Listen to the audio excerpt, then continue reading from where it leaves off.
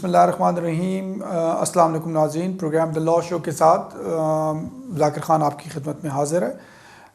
हमारा ये programme live interactive programme होता है और इस प्रोग्राम में आप हमें कॉल करके आपको यूके में रहते हुए किसी किस्म का कोई कानूनी मसला है या यूके के कवानीन से मुतल्लिक आपको कोई ख़ास तौर पे इमिग्रेशन कवानीन से मुतल्लिक अगर आपको कोई इन्फॉर्मेशन चाहिए और आपको कोई गाइडेंस चाहिए तो इस प्रोग्राम में आप हमें कॉल कर सकते हैं और हम कोशिश करेंगे कि आपको सही तरह से गाइड कर सकें और आपको आपके सवाल का जवाब दे सकें।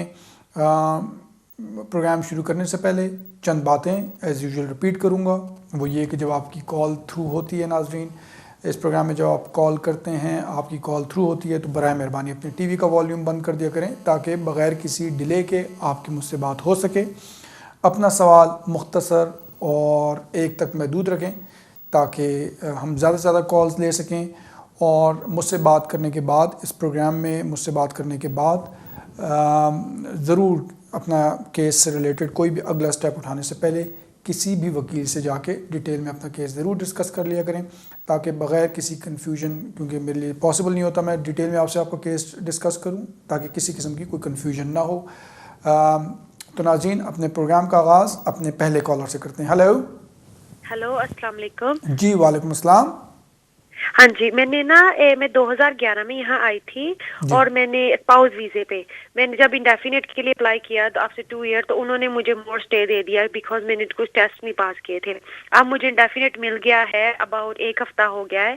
तो मुझे पूछना है कि अब मैं नेशनलिटी के लिए कब अप्लाई कर सकती हूँ? और जो मुझे उन्होंने अब रेजिडेंट कार्ड दिया है वो 8 ईयर का है। जी, आप सॉरी, आप कब आई थी यहाँ पे? मैं 2011 में स्पाउस वीज़े पे। हाँ जी। और आप कभी इलीगल नहीं हुई ना? नहीं, कभी भी नहीं। जी, तो फिर आप नेशनलिटी के लिए भी अप्लाई कर सकती हैं अभी।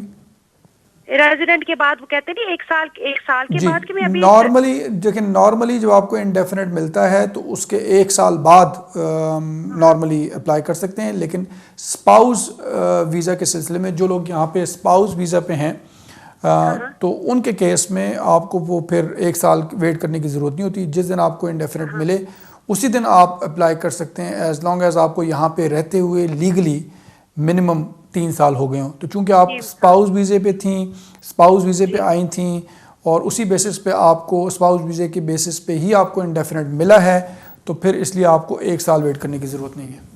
हाँ। ठीक है जी, बहुत शुक्रिया। उम्मीद करता हूँ आपको आपके सवाल का जवाब मिल गया होगा। अगले कॉलर की तरफ चलते हैं। हेलो अस्सलाम वालेकुम। जी वालेकुम अस्सलाम। कौन सा बोल रहे हैं? मेरा नाम आबिद है जी। मैं एक क्वेश्चन था मेरा। हमने स्पाउस वीज़े के लिए अप्लाई किया था। जी। तो उसमें उन्होंने ईसीओ ने रिफ्यूज किया ECP 2.5 रीजन के साथ कि he thinks that the couple have not met in person, even though obviously my sister-in-law और मेरे भाई थे जो शादी के थे, मेरी सिस्टर-इन-लॉ पाकिस्तान में थी वहाँ पे, और उससे पहले भी उसने विजिट किया हुआ पाकिस्तान में। तो हमने वो पासपोर्ट की सर्टिफाइड कॉपीज और विजिट के सारे फोटोग्राफ्स, शादी के फोटोग्राफ्स, सारा कुछ अटैच किया था। तो उसके बावजूद भी बस वही रिफ्यूजल रीज़न उन्होंने दिया कि he thinks they have not met in person।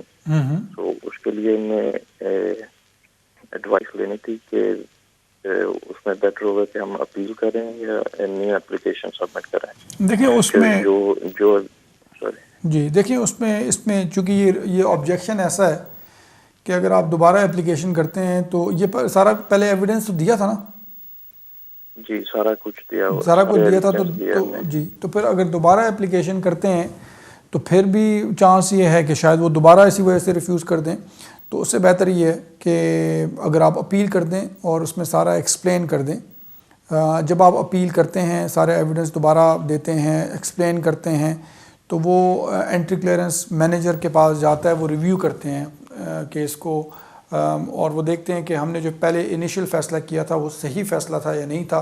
तो अगर आपने अपील की है तो वो रिव्यू में ही काम हो जाना चाहिए, और अगर नहीं होता तो फिर वो हेयरिंग पे जाता है। तो बेहतर ये है कि अपील कर दें। जी बहुत शुक्रिया। नेक्स्ट कॉलर की तरफ चलते हैं नाजरीन। हेलो। हेलो, अस्सलाम वालेकुम। जी वालेकुम अस्सलाम। जी कौन बोल रही हैं और क्या सवाल है आपका? जी मैं समीना बात कर रही हूँ हार्टलीपुल से। मैंने आपसे इन्फॉर्मेशन ये लेनी थी कि हम सुन रहे हैं कि अप्रैल में कोई लॉ आ रहा है असाइलम सीकर्स के लिए कि उनके जो 5 ईयर के जो बच्चे यहाँ पे बॉर्न है वो होंगे तो वो कंसिडर करेंगे उस बिहाफ पे उनको कोई या उनके कोई स्टेटस का या वीजे का कुछ करेंगे, तो उसकी इन्फॉर्मेशन आपसे लेनी है कि ऐसा कोई है आपके इल्म में लॉ आ रहा है कोई? देखिए मेरे इल्म में तो ऐसा कोई लॉ नहीं है कि जो असाइलम सीकर्स अगर उनका केस चल रहा है तो ऑब्वियसली वो असाइलम के बेस। जी हेलो। जी मैं सुन रही जी अगर असाइलम कोई सीकर है उसका केस चल रहा है तो वो उसी केस के बेसिस पे उसका फ़ैसला करते हैं। और बाकी ऑब्वियसली किसी को यहाँ पे रहते हुए अगर काफ़ी टाइम हो गया और बच्चे भी हैं तो वो आर्टिकल 8 ह्यूमन राइट्स की बेसिस पे उसको कंसिडर करते हैं हर एक की सिचुएशन को। ऐसा फ़िलहाल मेरी कम से कम नॉलेज में ऐसा नहीं है कि अप्रैल में कोई ऐसा लॉ आ रहा है कि जी वो जिनको 5 साल हो गए हैं तो दे देंगे बच्चों के साथ रहते हुए। हाँ, हर एक की सिचुएशन डिफरेंट होती है, उस सिचुएशन के हिसाब से केस कंसिडर किया जाता है। तो अभी भी अगर बच्चों के साथ कोई यहाँ पे रह रहा है उसका केस होम ऑफिस कंसिडर करता है और उस हिसाब से उस पर फैसला करता है। बहुत शुक्रिया। नेक्स्ट कॉलर की तरफ चलते हैं। हेलो। अस्सलाम वालेकुम सर। जी वालेकुम अस्सलाम। जी कौन बोल रही हैं और क्या सवाल है आपका? मैं लंदन से बात कर रही हूँ, नाम नहीं बताना चाहूंगी सर।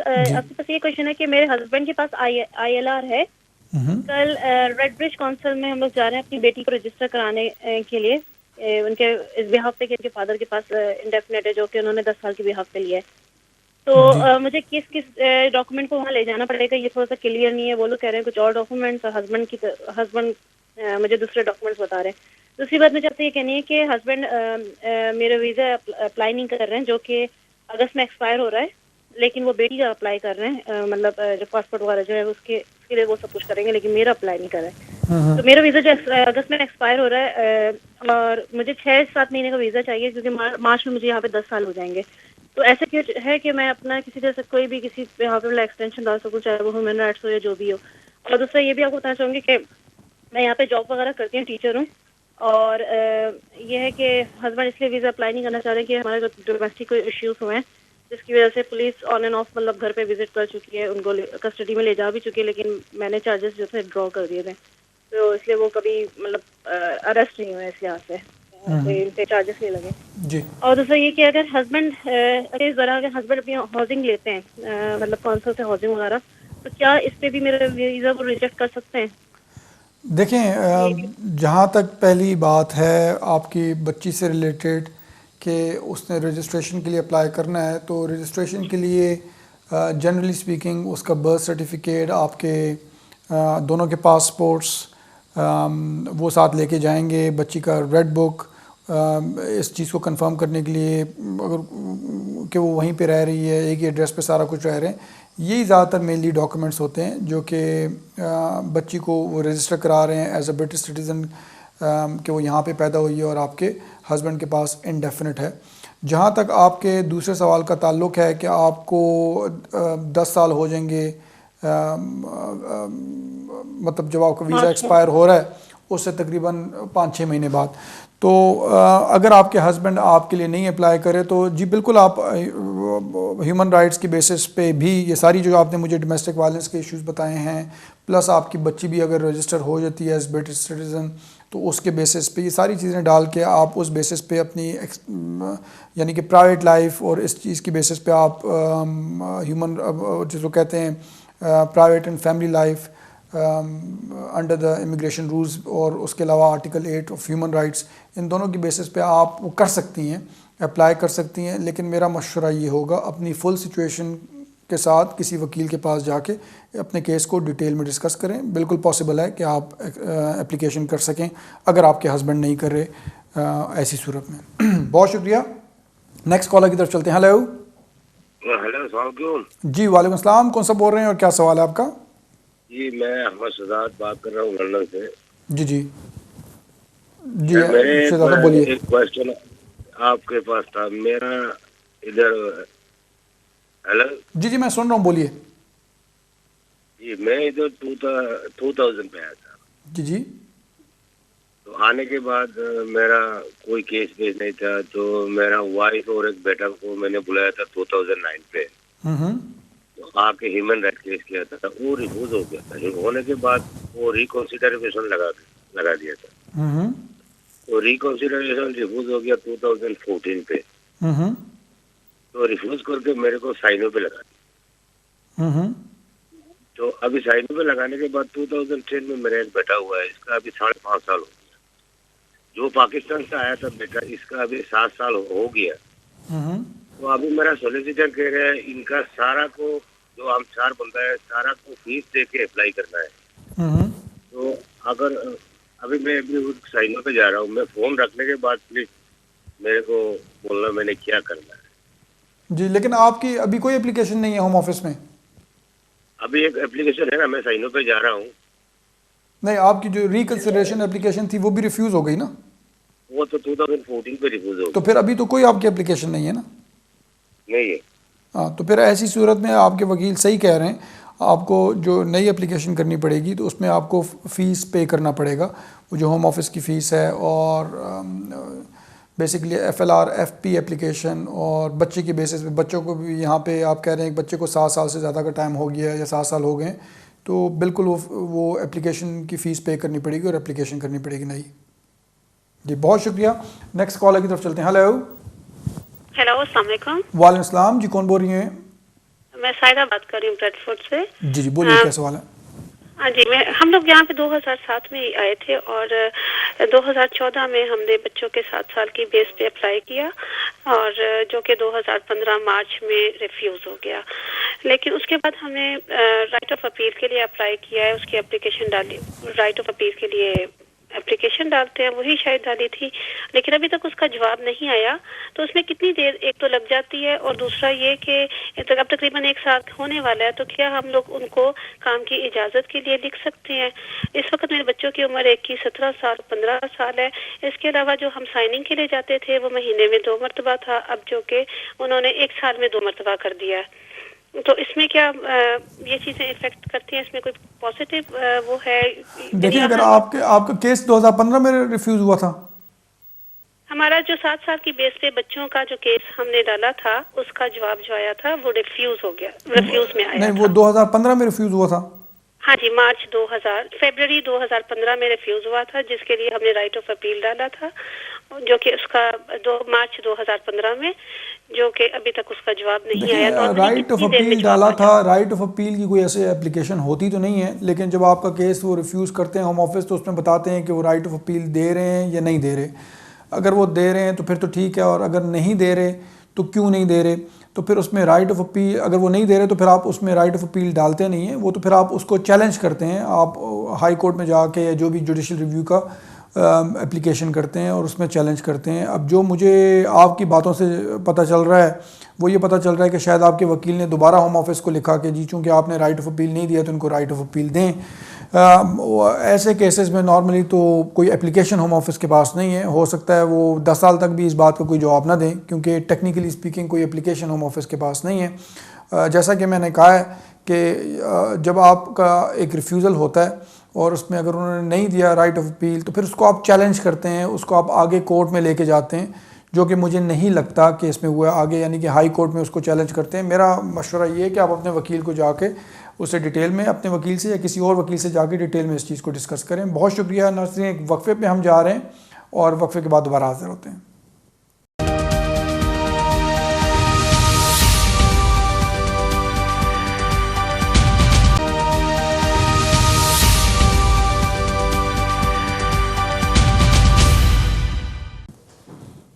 वेलकम बैक नाजरीन, आप देख रहे हैं द लॉ शो। मैं हूं जाकिर खान। हम ब्रेक से पहले कॉल्स ले रहे थे, उसी सिलसिले को आगे बढ़ाते हैं और अपने अगले कॉलर की तरफ चलते हैं। हेलो।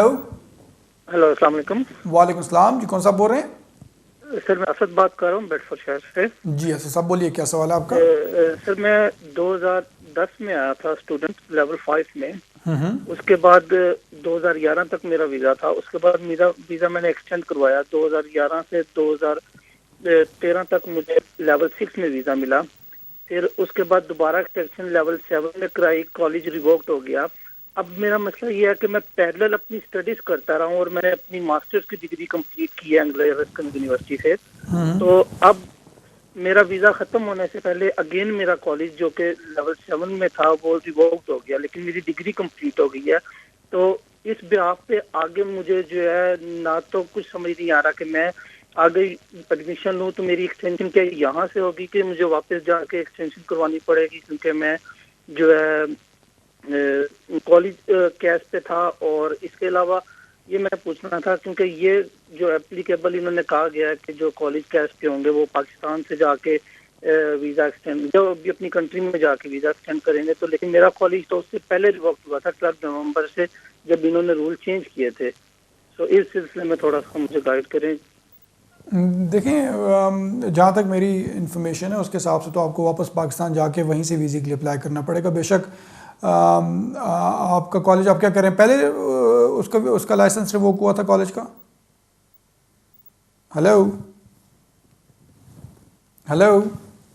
मेरे ख्याल में कॉलर जा चुके हैं। बहरहाल जो आपने मुझे बताया उसके हिसाब से जहाँ तक मेरी इन्फॉर्मेशन है, जो मुझे समझ पड़ी आपकी सवाल की, उस हिसाब से आपको शायद वापस जाके आप स्टूडेंट वीज़े के लिए अप्लाई करना पड़ेगा। बहुत शुक्रिया। नेक्स्ट कॉलर की तरफ चलते हैं। हेलो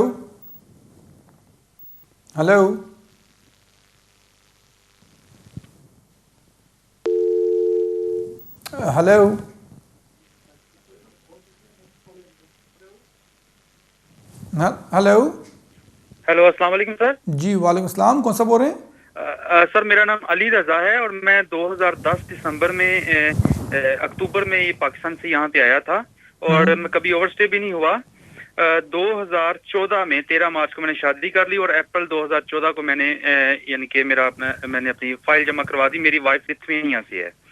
तो नवंबर 9 तारीख को उन्होंने मुझे इंटरव्यू के लिए कॉल की और वहाँ पे गैर मुनासिब ऑब्जेक्शन लगा के उन्होंने मेरा वीज़ा शेम कर दिया और मुझे उन्होंने डिटेंशन कर दिया। 72 डेज के बाद मेरी वाइफ ने मुझे बाहर कोर्ट के थ्रू निकलवाया। तो अब जो है उसमें मेरी वो वीज़ा रिफ्यूज़ कर दिया था। उसमें वकील ने अपील भी कर दी और साथ में फ्रेश एप्लीकेशन भी कर दी, ताकि क्योंकि मेरी एप्लीकेशन पेंडिंग नहीं थी बेल के लिए, उसने मेरी ये एप्लीकेशन कर दी। अब मैं आपसे ये पूछना चाह रहा हूँ कि उस जो पहले वाला एक्नॉलेजमेंट लेटर था उस पर लिखा था राइट टू वर्क, कि ये तब तक वैलिड है जब तक आपका कोई डिसीजन नहीं आ जाता या जब तक आपकी जो जो जो जो अपील राइट्स एग्जॉस्टेड। अपील का तो नहीं होगा, उसमें 6 मंथ्स का लिखा होगा ना जो आपका जो सर्टिफिकेट ऑफ एप्लीकेशन। सर वो जो सर्टिफिकेट है वो मुझे अगस्त में मिला था और उस पे उन्होंने क्लियर लिखा हुआ है कि आप उस वक्त तक काम कर सकते हैं जब तक आपका डिसीजन नहीं आ जाता, और अगर डिसीजन नेगेटिव आता है तो तब तक आप काम कर सकते हैं जबकि अपील राइट खत्म नहीं हो जाते आपके।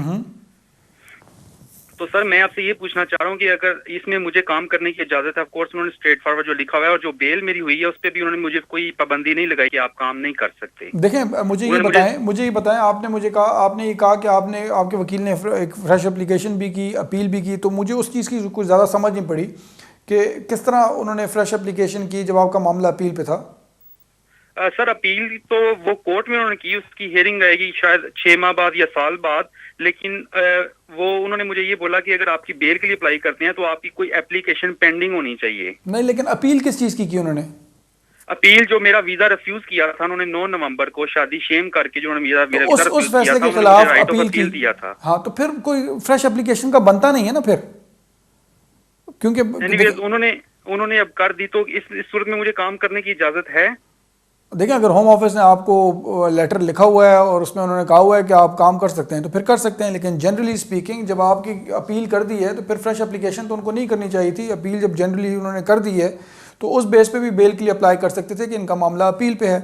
लेकिन बहरहाल अगर आपके पास होम ऑफिस की तरफ से लेटर है और जिसमें ये क्लियरली वो कह रहे हैं कि जी आप काम कर सकते हैं, और होम ऑफिस को पता भी है कि आपके मामला अपील पे है या नहीं है, वो सारी चीज़ें अगर उनको पता है और उन्होंने ये दिया तो फिर ठीक है, कर सकते हैं जी। बहुत शुक्रिया। नेक्स्ट कॉलर की तरफ चलते हैं। हेलो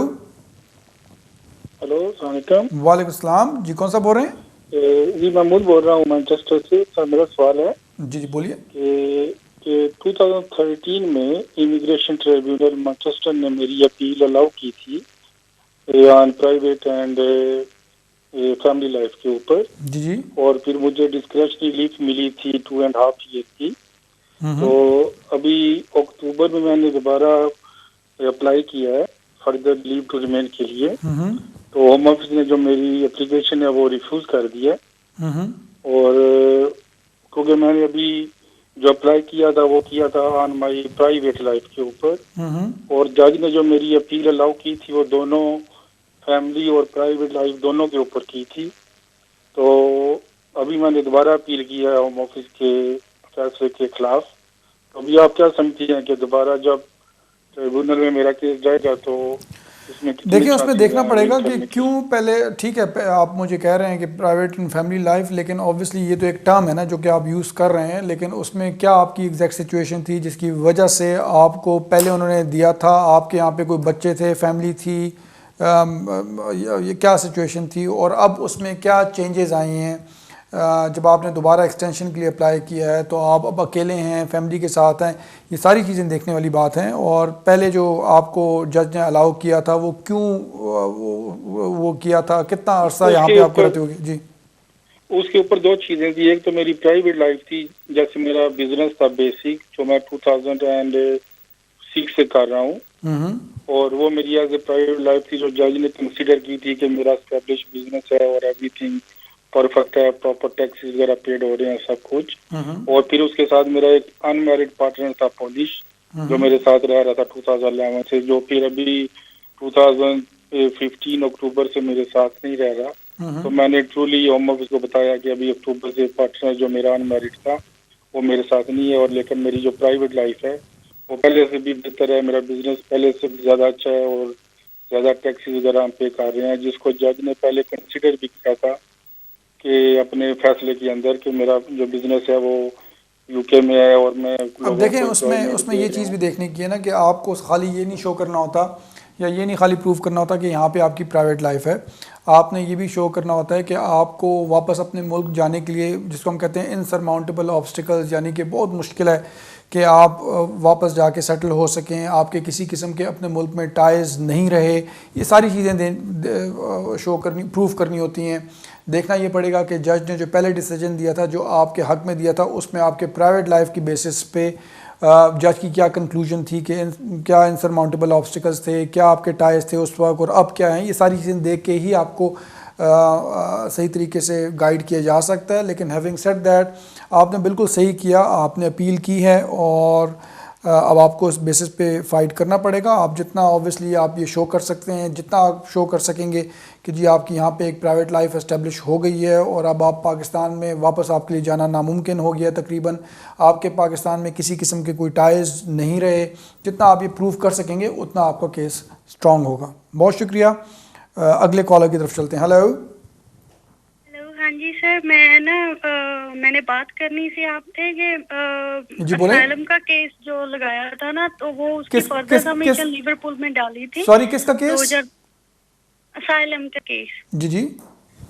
तो उसकी जो फर्दर सबमिशन की डाली थी 2015 में मार्च में, तो उसका कोई जवाब वगैरह कुछ भी नहीं आया। और 2-3 दिन पहले शेफील्ड होम ऑफिस से फोन आया हमको कि अपना एड्रेस कंफर्म करें।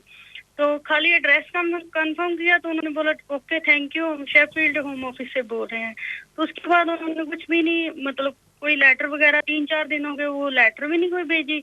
और हम साइन पे भी अक्टूबर का ही बंद किया है ना, तो कुछ भी बताया ही नहीं है उन्होंने कुछ। तो ये अभी ऐसे उन्होंने फोन करके कंफर्मेशन किया एड्रेस के बारे में या कुछ, तो ये आपके हिसाब से कैसे है? क्योंकि अभी साल हो जाएगा अभी फर्दर सबमिशन को भी। तो आप मालूम क्या करना चाह रही हैं?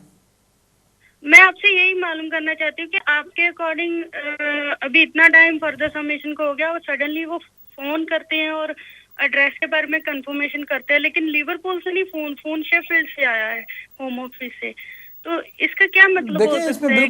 देखिए इसमें बिल्कुल पॉसिबिलिटी हो सकती है कि शेफील्ड में वो आपका केस कंसिडर कर रहे हैं जिस डिपार्टमेंट में, और वो चूँकि आपको केस सबमिट किए हुए साल हो गया है जिस तरह आपने बताया है, तो वो आपसे एड्रेस कंफर्म कर रहे हो, अभी वो केस वर्कर कंसिडर कर रहा हो, तो वो आपको शायद उन्होंने डिसीजन जो है वो इस सिलसिले में देने वाले हों या बिल्कुल भिजवाने वाले हों। तो वो भिजवाने से पहले आपसे, अगर आपके कोई वकील भी नहीं है तो आपसे आपका एड्रेस जो है वो कंफर्म कर रहे हो। लेकिन ये मेरी एक किस्म की असम्पशन है ऑब्वियसली हतमी तौर पे इसको कुछ नहीं कहा जा सकता, लेकिन जो उन्होंने आपसे मांगा है आपने उनको दे दी है। आपको अभी तक कुछ नहीं आया लेटर। अगर आपके कोई वकील हैं तो उनसे भी आप कंफर्म करें कि उनको तो कुछ नहीं आया हुआ, और अगर कोई नहीं है तो आप अगर कुछ दिनों तक आपको कुछ नहीं आता तो आप चाहें तो दोबारा होम ऑफिस को लिख सकते हैं और उनसे मालूमात कर सकते हैं कि आपकी जो एप्लीकेशन फर्दर रिप्रेजेंटेशन है उसका क्या स्टेटस है। लेकिन फ़िलहाल कोई ऐसी परेशानी वाली बात नहीं है। बहुत शुक्रिया। नेक्स्ट कॉलर की तरफ चलते हैं। हेलो हेलो, अस्सलाम वालेकुम। जी वालेकुम अस्सलाम। जी कौन बोल रही हैं? जी मैं राजडल से बात कर रही हूँ। मुझे आपसे एक क्वेश्चन करना था जी कि मैंने अपना एप्लीकेशन जो दिया था मार्च में वीज़े के लिए, मेरा वीज़ा लग के आ गया है अभी अक्टूबर में, लेकिन जब मैंने एप्लीकेशन दी थी मैं प्रेग्नेंट थी, तो उसके वीज़ा लगने के बाद मेरी बेटी हुई है। तो मुझे ये पूछना था कि वो एप्लीकेशन मुझे न्यू करना पड़ेगी या फिर मेरे जो हस्बैंड के डिपेंडेंट हूँ मैं तो उसी में ही होएगी। और नहीं, आपने किस चीज़ का वीज़ा अप्लाई किया था? आपके हस्बैंड का क्या स्टेटस है? लीव टू रिमाइंड का। नहीं, आपके हस्बैंड का क्या स्टेटस है? जी हमने असाइलम किया था, तो हमें ढाई साल का जो वीज़ा मिला है, तो उस लीव टू रिमाइंड का। तो आपके हस्बैंड के पास भी 2.5 साल का वीज़ा है, आपके पास भी उसी बेसिस पे? यानी हम 5 बंदे हैं, 5 का लग के आए। तो फिर आपके जो अभी बच्ची हुई है, बेटी हुई है, तो आप उसके लिए भी सेपरेटली अप्लाई कर सकते हैं लीव टू रिमेन के लिए। जी जी बहुत शुक्रिया। उम्मीद है कि आपको आपके सवाल का जवाब मिल गया होगा। नेक्स्ट कॉलर की तरफ चलते हैं। हेलो हेलो हेलो नाज़रीन, एक मरतबा फिर रिपीट करूँगा, बराह मेहरबानी जब आपकी कॉल थ्रू होती है तो प्लीज़ अपने टीवी का वॉल्यूम बंद कर दिया करें ताकि बग़ैर किसी डिले के आपकी मुझसे बात हो सके। नेक्स्ट कॉलर की तरफ चलते हैं। हेलो अस्सलाम वालेकुम जी। वालेकुम सलाम। कौन सा बोल रहे हैं? यासर बात कर रहा हूँ सर। एक क्वेश्चन पूछा था लास्ट टाइम भी आपसे पूछा था, लेकिन वो शायद ब्रेक की वजह से मुझे तसल्ली बख्श जवाब नहीं मिल सकता। जी बोले। ब्रेक हो गई थी सर। मेरा एप्लीकेशन रिफ्यूज हुई थी जनवरी में। तो मैं आपको पहले भी डिस्कस किया था कि मैं अपना पुराने सारे मैं जनरल पे हूँ, तो मेरा अपने सारे पुराने टैक्स रिटर्न्स में लेके गया था उनके पास। तो एक तो होम ऑफिस के सिस्टम के ऊपर मेरे टैक्स कोई भी शो नहीं कर रहा था, 0 शो हो रहा था एक चीज। तो वो मेरे केस वर्कर के साथ बात की, मैंने कहा भाई अगर आपके ऊपर नहीं आ रहा तो मेरा सुनिए, लेकिन मैं जो भी टैक्स जमा करवाया है थोड़ा सा या उसके मुताबिक करवाया हुआ है। एनीवे तो वो मेरे पास 3 साल की टैक्स अमेंडमेंट भी थी जो मैंने से शो करवाई है। मैंने कहा कि ये मैंने टैक्स अमेंड करवा के मेरा जो प्रॉपर टैक्स था वो गलती हो गई थी, तो हमने उसमें अमेंड करवा के मेरे पास अब अपडेट हो गया है। तो मेरे पास उसके साथ तो उसने मुझे इसके ऊपर रिफ्यूज कर दिया, मुझे डिसेप्शन भी लगा दिया था उसने कि आपने ये हमारे से पहले गलत बयानी की है और अभी आप मुझे ये नए टैक्स रिटर्न बता रहे हो।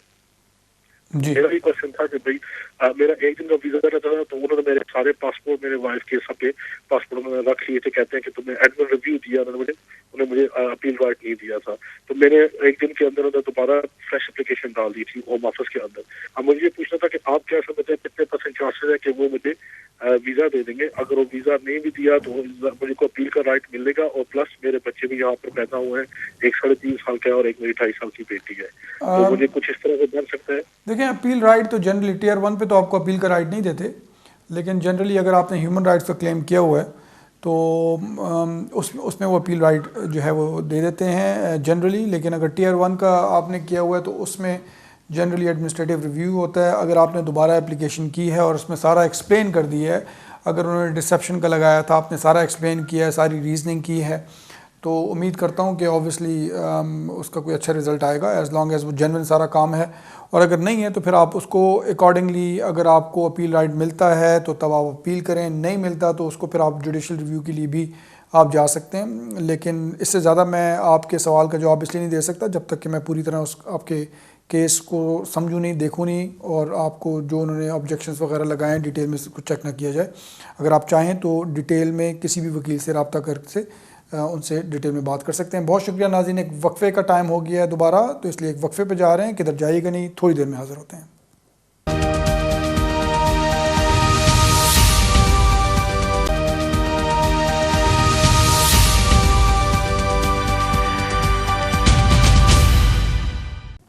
वेलकम बैक नाज़रीन, प्रोग्राम द लॉ शो के साथ मैं दोबारा आपकी खिदमत में हाज़िर हूँ।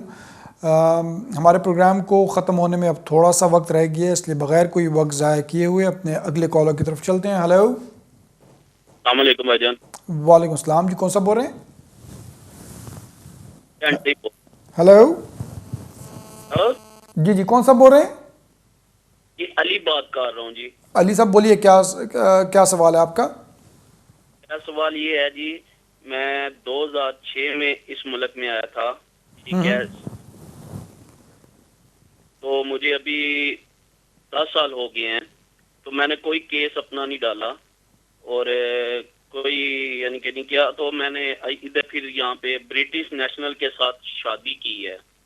तो बराए मेहरबानी मुझे ये बताएं मेरे लिए क्या चीज़ बेहतर रहेगी, क्योंकि मैंने कोई केस नहीं डाला, मुझे कोई नहीं पता इस चीज़ का। देखें, बात यह है कि अगर आपने ब्रिटिश नेशनल के साथ शादी की है, आप ओवर स्टेयर हैं, आपने अगर कोई केस भी नहीं डाला, तो यहाँ से आप स्पाउस वीज़े के लिए यहाँ से आप नहीं अप्लाई कर सकते। आपको वापस अपने मुल्क जाके और वहाँ से स्पाउस वीज़े के लिए अप्लाई करना पड़ेगा।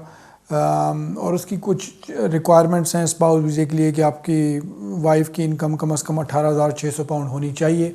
अगर कोई ऐसी वजह है कि जिसकी वजह से आप वापस अपने मुल्क नहीं जा सकते, ऐसे कोई एक्सेप्शनल सर्कमस्टांसेस हैं, तो वो सारा फिर एक अलग सिचुएशन है। और ऐसे में फिर आप यहाँ पे एक अपनी प्राइवेट एंड फैमिली लाइफ की बेसिस पे यहाँ पे एप्लीकेशन कर सकते हैं कि, लेकिन उसमें सारा आपको अपना डिस्क्लोज़ करना पड़ेगा, सारा होम ऑफिस को एक्सप्लेन करनी पड़ेगी सिचुएशन कि कितना अर्सा आपको यहाँ पे रहते हुए कितना आपके स्ट्रॉन्ग यहाँ पे कनेक्शंस हैं और अपने मुल्क में आपके कितने टाइज हैं, नहीं हैं, क्यों आप अपने मुल्क में जाके वहाँ से वीज़े के लिए नहीं अप्लाई कर सकते। तो ये सारी चीज़ें उस बेसिस पे फिर यहाँ पे आप एप्लीकेशन कर सकते हैं, लेकिन फिर होम ऑफिस की डिस्क्रेशन है कि वो यहाँ से आपको देते हैं या नहीं देते।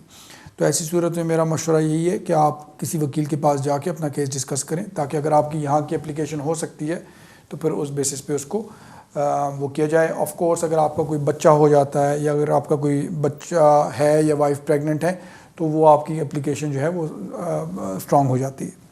बहुत शुक्रिया। नेक्स्ट कॉलर की तरफ चलते हैं। हेलो हेलो हेलो जी जी हेलो जी, अस्सलाम वालेकुम। जी जी हेलो, अस्सलाम वालेकुम जाकिर साहब। वालेकुम अस्सलाम, कौन सा बोल रहे हैं? जाकिर साहब मैं जवेद बोल रहे हैं। जाकिर साहब जी जी, पता 2008 ਚ ਮੈਂ ਆਇਆ ਸੀਗਾ ਤੇ ਇਲੀਗਲ ਆਇਆ ਸੀ। ਬੱਚੇ ਫਿਰ ਮੇਰੇ ਬੱਚੇ ਬੀਵੀ ਬ੍ਰਿਟਿਸ਼ थे लेकिन मैं इलीगल ਸੀਗਾ। मैं 2009 ਚ ਕੇਸ ਪਾਇਆ FLR ਵਕੀਲ ਦੇ ਥਰੂ ਪਾਇਆ ਸੀ ਤੇ ਉਹਨਾਂ ਨੂੰ 3 ਸਾਲ ਦੀ ਡਿਸਕ੍ਰਿਸ਼ਨਰੀ ਲੀਵ ਦਿੱਤੀ ਸੀ। ਉਸ ਤੋਂ ਬਾਅਦ ਫਿਰ 28 ਡੇਜ਼ ਦੇ ਵਿੱਚ ਰਾਈਟ ਟਾਈਮ ਮੈਂ ਡਿਸਕ੍ਰਿਸ਼ਨਰੀ ਲੀਵ ਲਈ ਦੁਬਾਰਾ ਅਪਲਾਈ ਕੀਤਾ। ਫਿਰ 11 ਮਹੀਨੇ ਦੀ ਡਿਲੇ ਨਾਲ ਫਿਰ ਉਹਨਾਂ ਨੇ ਮੈਨੂੰ 3 ਸਾਲ ਦੀ ਡਿਸਕ੍ਰਿਸ਼ਨਰੀ ਲੀਵ ਦੇ ਦਿੱਤੀ।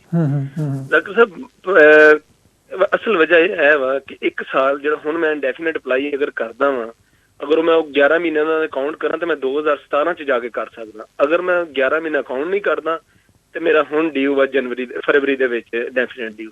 लेकिन कुछ लोग कह रहे हैं लेकिन वो तेन अकाउंट करना पैना, कुछ कह रहे नहीं 2017 ਦੇ ਵਿੱਚ करेगा। मैं बड़ा कन्फ्यूजन ਦਾ शिकार। इस तरह ही काफी लोग ने सर ਜਿਹੜੇ ना वो समझ नहीं लगती भी कहते फीस ज़ाया ना हो जाए।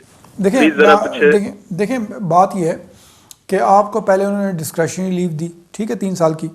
हाँ जी। और 3 साल जब आपकी discretionary leave the home office ने, तो उस लीव के ख़त्म होने से पहले आपने एक्सटेंशन के लिए अप्लाई कर दिया, ठीक है? बिल्कुल ऐसा ही है। बिल्कुल सही जी। हाँ जी, ऐसे ही। अगर ऐसा है तो जब आप एक्सटेंशन के लिए अप्लाई करते हैं अपने वीज़ा ख़त्म होने से पहले, तो जितना टाइम लगता है आपको होम ऑफिस को वो एप्लीकेशन डिसाइड करने में, 2 महीने लगते हैं या साल लगता है, उस दौरान आप लीगल रहते हैं और आपकी जो लास्ट स्टेटस है यानी कि लास्ट आपकी डिस्क्रिशनरी लीव थी वो कंटिन्यू होती है, ठीक है? मैं बेनिफिट लेता था, बेनिफिट वो समझ में लेता रहा। तो वो आपका जो लास्ट वीज़े का जो स्टेटस है वो कंटिन्यू होता है, वो चलता रहता है।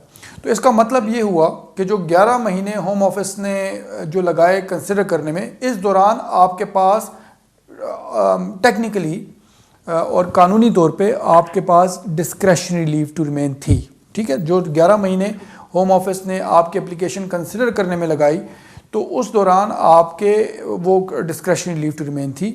तो मेरे हिसाब से मुझे जो है मेरे हिसाब से आप उसको काउंट करेंगे, और अगर वो उसको मिला के आपको 6 साल अभी पूरे हो गए हैं तो इसका मतलब ये हुआ कि 6 साल आपने डिस्क्रेशनरी लीव पे गुजार लिए हैं। तो आपका बेशक वीज़ा अगर साल रहता है तो आपको उसको वेट करने की ज़रूरत नहीं है। आपके 6 साल पूरे हो गए हैं और उस बेसिस पे फिर आप इंडेफिनिट के लिए अप्लाई कर सकते हैं। मैं उम्मीद करता हूँ कि आपको जो है वो जॉब मिल गया होगा और समझ पड़ गई होगी। जी बहुत शुक्रिया। अगले कॉलर की तरफ चलते हैं। हेलो हेलो हेलो हेलो जी जी हेलो, आपकी कॉल थ्रू हो चुकी है, आप बात करें। हेलो जी, आपकी आवाज़ बहुत हल्की सी आ रही है, ज़रा ऊंची आवाज़ में बात करें और आपकी कॉल थ्रू हो गई है। जी कौन बोल रहे हैं और क्या सवाल है आपका? आप टीवी बंद कर दें प्लीज़, क्योंकि आपकी आवाज़ बिल्कुल सही नहीं आ रही। हेलो हेलो आप टीवी प्लीज़ बंद कर दें, अगर अपने जी आप टीवी प्लीज़ बंद कर दें और काइंडली दोबारा कॉल कर लें, हमें बिल्कुल सही नहीं आ रही आवाज़। नेक्स्ट कॉलर की तरफ चलते हैं। हेलो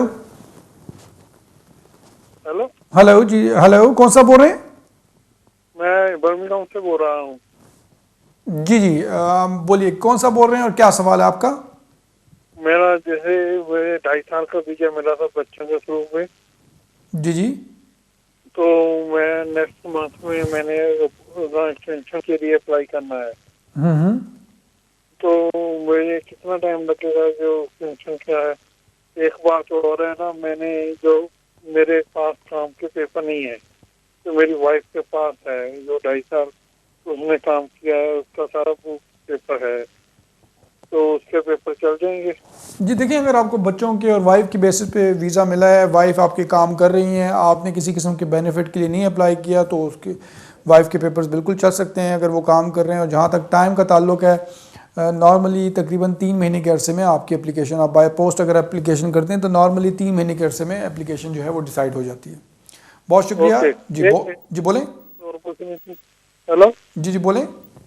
हाँ, तो जो NHS की फीस है वो साथ में निकालते हैं? जी जो फीस है, जो हेल्थ सरचार्ज, जो NHS की फ़ी है, वो आपको £500 पे करने पड़ेंगे। आप एप्लीकेशन के साथ भी कर सकते हैं और मतलब एप्लीकेशन करने से पहले, और अगर वो अभी फ़िलहाल नहीं दे सकते तो फिर आप एप्लीकेशन कर सकते हैं होम ऑफिस को बग़ैर फ़ीस दिए हुए, और फिर होम ऑफिस आपको लिखेगा कि जी 10 दिन के अंदर अंदर आप ये फ़ीस पे कर दें, वरना वो आपकी एप्लीकेशन जो है वो नहीं कंसिडर करेंगे। तो आप इस तरह भी कर सकते हैं कि फिर बात को पे कर दें जब उनकी तरफ से कोई जवाब आता है। बहुत शुक्रिया। अगले कॉलर की तरफ चलते हैं। हेलो हेलो सर, मेरा नाम बशीर है। जी अस्सलाम वालेकुम बशीर साहब। जी सर, मेरा सवाल ये है कि मैं यहाँ 2012 के पहले जो कानून थे इमिग्रेशन के, उनके तहत 2013 में स्पाउस वीजे पे आया था। मेरा स्पाउस वीजा उन्होंने दिया था हमें 27 महीने का, 27 मंथ का, which was supposed to be ending in December 2015। जी तो लेकिन 2014 सितंबर 4 को मुझे सिंपल कॉशन मिल गया पुलिस के द्वारा। तो जब मैंने अपना इंडेफिनिट के लिए अप्लाई किया 2015 दिसंबर में, तो उन्होंने मेरा इंडेफिनिट रोक के मुझे लीव टू रिमेन दे दी 2 साल की, जी, सेइंग दैट कि आपके 24 महीने पूरे नहीं हुए हैं सिंपल कॉशन के, इसलिए हम आपको इंडेफिनिट नहीं दे सकते हैं, and we are giving you an extended leave to remain for 2 years। जी, तो और उन्होंने ये भी कहा कि जब आपके 24 महीने सिंपल कॉशन के पूरे हो जाएंगे तो आप अपना इंडेफिनिट दोबारा अप्लाई कर सकते हैं। जी, तो मैं सिर्फ यही चीज आपसे कंफर्म करना चाहता हूँ कि क्या ये चीज पॉसिबल है कि मेरे सितंबर 2016 में 24 महीने सिंपल कॉशन के पूरे हो जाएंगे, उसके बाद क्या मैं इंडेफिनिट के लिए सितंबर में ही अप्लाई कर सकता हूँ? दूसरी चीज, जो मैंने उनको फीस दी थी सेम डे के तहत इंडेफिनिट के लिए £1500 की, तो चलिए £400 उन्होंने सेम डे के नहीं दिए, तो क्या वो जो डिफरेंस ऑफ फीस है वो रिफंड होगा या दैट इज फोरफीटेड? देखें बात देखें बात ये है कि जिस तरह आपने कहा है कि उन्होंने आपको कहा है कि जब आपके 24 महीने, होम ऑफिस ने कहा कि जब 24 महीने आपके क्वेश्चन को पूरे हो जाएं तो आप इंडेफिनिट के लिए अप्लाई कर सकते हैं। तो मेरे हिसाब से सही कहा है, और आपको जब 24 महीने पूरे हो जाते हैं तो कर सकते हैं, क्योंकि आपको पुराने रूल्स के हिसाब से आपको स्पाउस वीज़ा मिला था, लेकिन कॉशन की वजह से आप इंडेफिनिट आपको नहीं मिल सका था, लेकिन आपको जो है पुराने रूल्स के हिसाब से आपको उन्होंने लीव एक्सटेंड कर दी 2 साल की।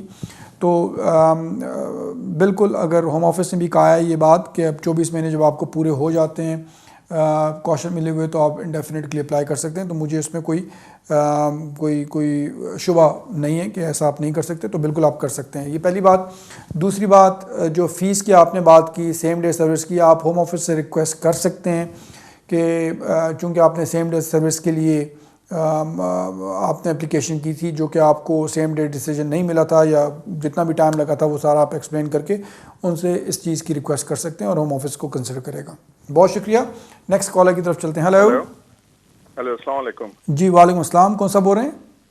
मैं मोहम्मद बात कर रहा हूँ ब्रैडफोर्ड से।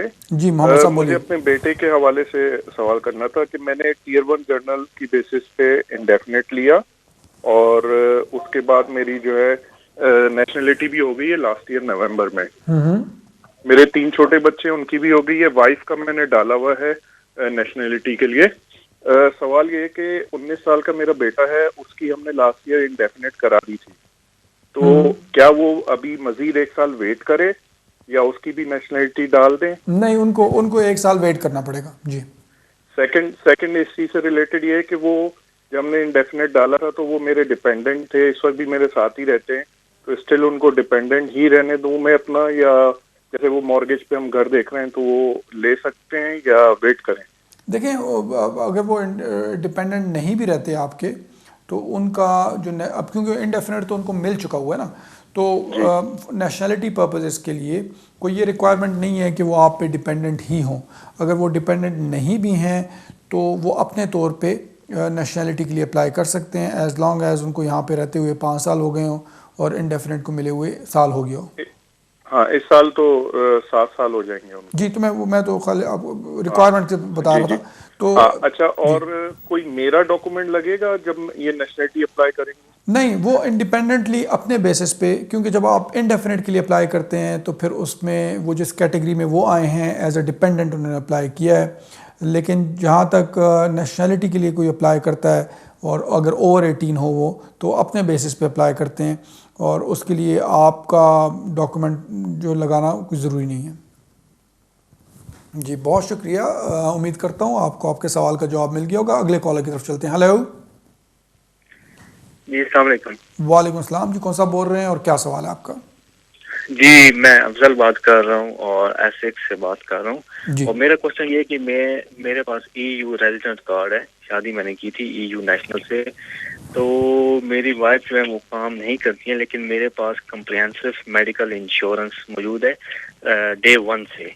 तो क्या इस बेस पे 5 साल अगर मैं कम्प्रिहेंसिव मेडिकल इंश्योरेंस बरकरार रखता हूँ तो क्या मैं एलिजिबल हूँ इंडेफिनेट के लिए?